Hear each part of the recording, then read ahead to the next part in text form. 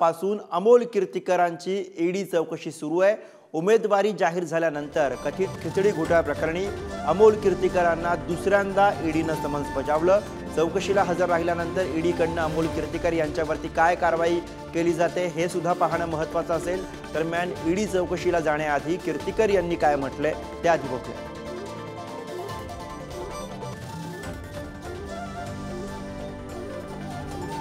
असं वाटतं की ईडीने समन्स बजावलेला आहे। गेल्या वेळेला पण बजावला होता, पण त्यावेळेला मी काही कारणास्तव जाऊ नव्हतो शकलो।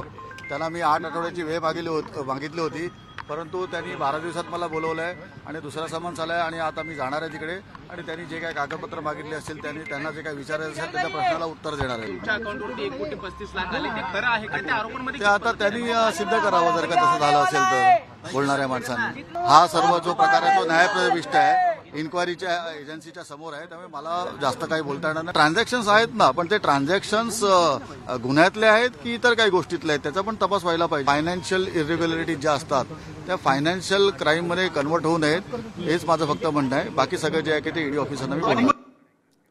तर अमोल कीर्तीकर हे ईडी कार्यालयामध्ये दाखल झाले। तासाभरापासून त्यांची चौकशी आता सुरू आहे। रिद्धेश हातीम आपले प्रतिनिधी थेट ईडी कार्यालयाच्या बाहेरून आपल्या सोबत आहेत। रिद्धेश, ज्या वेळेला कीर्तीकर ईडी चौकशीसाठी पोहोचले तेव्हा मोठ्या संख्येने शिवसैनिक हे त्या ठिकाणी हजर होते, घोषणाबाजी सुरू होती। आत्ता काय वातावरण आहे? तासाभराचा अवधी उलटून गेलेला आहे। रिद्धेश, नक्कीच गुरु, आपण पाहिलं, आपण आपल्या मागे पाहू शकतात मोठ्या संख्येने जे कार्यकर्ते आहेत ते त्यांना समर्थन दर्शवण्याकरता या ईडी चौकशी दरम्यान इथे हजर राहणार आहे। महत्त्वाचं म्हणजे आपण पाहिलं की अमोल कीर्तीकर यांच्यावरती आरोप करण्यात आला होता की कोविड काळामध्ये ते कथित खिचडी वितरणमध्ये जो घोटाळा झाला आहे आणि त्या घोटाळ्याच्या अनुषंगाने संपूर्ण त्यांच्यावर त्या चौकशी सुरू आहे। ईडीने दुसरा समन्स बजावल्यानंतर ही जी चौकशीसाठी ते आज हजर झाले। मात्र या चौकशी दरम्यान त्यांच्या कार्यकर्त्यांचं काय मत आहे ते देखील आपण जाणून घेऊया। सर, काय सांगाल? कीर्तीकरांवरती ईडी समन्स बजावल्यानंतर आज त्या चौकशीसाठी हजर राहिल्यात, काय तुमची पहिली प्रतिक्रिया? तुम्ही शब्द वापरताय खिचडी घोटाळा, मुळात घोटाळा झाला आहे का? आमच्या मते नाही। त्यामुळे घोटाळा हा शब्द चुकीचा आहे। विनाकारण बिनाबुडाचे केलेले ते आरोप आहेत आणि फक्त एखाद्याला त्रास देण्याच्या उद्देशाने ते आरोप करण्यात आलेले आहेत। का तर अमोल भैया जराही आपल्या कोणत्याही आमिषाला प्रलोभनाला बळी पडले नाही, त्या व्यतिरिक्त कोणत्याही दबावाखाली ते आले नाहीत। त्यामुळे हे अतिरिक्त प्रयत्न आहेत। राहिला चौकशी आहे, होईलच निष्पन्न त्याच्या। नक्कीच आपण अजून देखील बातचीत करू। सर, काय सांगाल? ईडीचं देखील असं मत आहे की आम्हाला माहिती मिळाली आहे की करोडो रुपयाचे ट्रान्झॅक्शन त्यांच्या बँक अकाउंटमध्ये दिसत आहे। तर मग त्या कथित खिचडी घोटाळा त्या संदर्भात हे सर्व असू शकतं का? करोडोचा बँक घोटाळा दिसत आहे हे काही सिद्ध झालेलं नाही आहे। अमोल भैयांनी याच्या आधी उत्तर दिलेलं आहे, स्पष्टीकरण दिलेलं आहे, बँकेची स्टेटमेंट दिलेली आहे। आपल्या चॅनलने ज्यावेळी किरीट सोमय्याची मुलाखत घेतली त्यावेळी आपले संपादकांनी त्यांना प्रश्न केला की आपण प्रेशर टॅक्टिक्स करता का? म्हणजे प्रेशर टॅक्टिक्स करायचा। अमोल भैया जर त्यांच्या पक्षात गेले असते तर अमोल भैयांना आज हा दिवस बघायला लागला नसता। हे आपल्या पुढारी चॅनलनीच दाखवलेलं आहे, त्याची लिंक पण माझ्याकडे आहे। म्हणजे फक्त त्यांच्याकडे न्यायचं ही प्रेशर टॅक्टिक्स। अमोल भैया हा कडवट बाळासाहेबांचा शिवसैनिक आहे, याचा आम्हाला सर्वांना अभिमान आहे आणि तो लढवय्या आहे। आपण बघत असाल अमोल भैयांना कशा प्रकारे ट्रॅप केलं जात आहे, पण त्या ट्रॅपला न बळी पडता इथे उपस्थित असलेल्या सर्व किंवा लाखो शिवसैनिक त्यांच्याबरोबर आहे। काही झालं तरी अमोल भैया लाखोच्या संख्येने या विभागातना जिंकून येणार।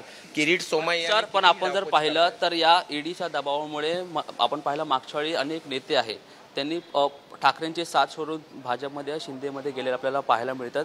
अशीच काही परिस्थिती आपण अमोल कीर्तीकरची देखील होईल का? ते पक्षांतर करतील का? कारण अजून देखील फॉर्म देखील भरण्यात आलाय। जरी उमेदवारी घोषित झाली तरी फॉर्म भरण्यात आला, मग फॉर्म भरण्याच्या आधी त्या शिंदेच्या शिवसेनेमध्ये प्रवेश करू शकता का या ईडीच्या भीतीमुळे? बरोबर, बऱ्याच गोष्टी आहेत ज्याच्याविषयी बऱ्याच शक्यता आहेत, ज्याच्याविषयी बोलावं लागेल। तुम्ही सोबत राहा शिवसैनिकांसोबतच, पण एका प्रतिक्रियेसाठी आपण थांबतोय।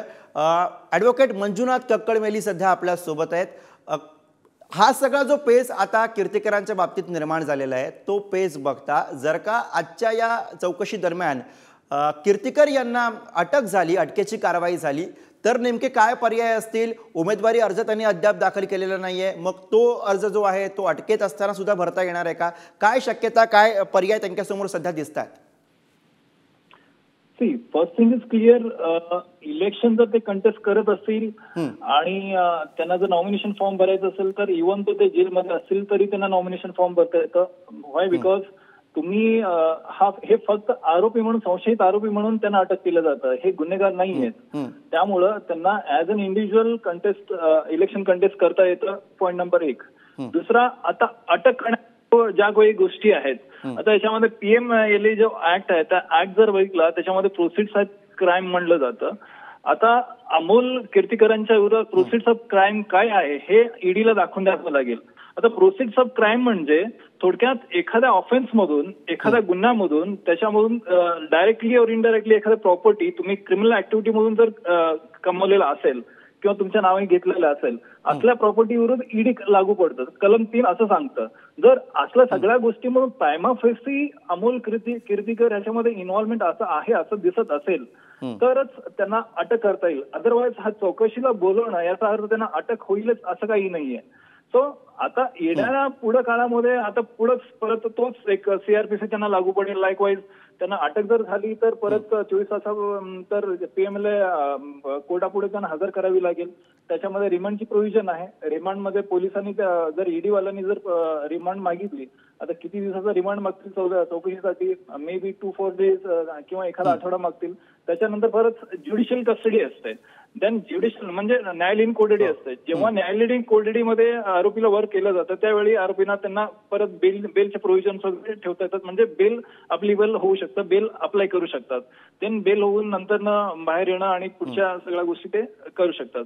फॉर ऍट दिस मोमेंट त्यांना नॉमिनेशन फॉर्म भरण्यासाठी कुठलीही बाधा येऊ शकत नाही. जेलमध्ये बसून सुद्धा नॉमिनेशन फॉर्म भरू शकतात आणि कॅनोसिंग वगैरे करू शकतात. नो इश्यू त्याच्यामध्ये. धन्यवाद सर या प्रतिक्रियेसाठी.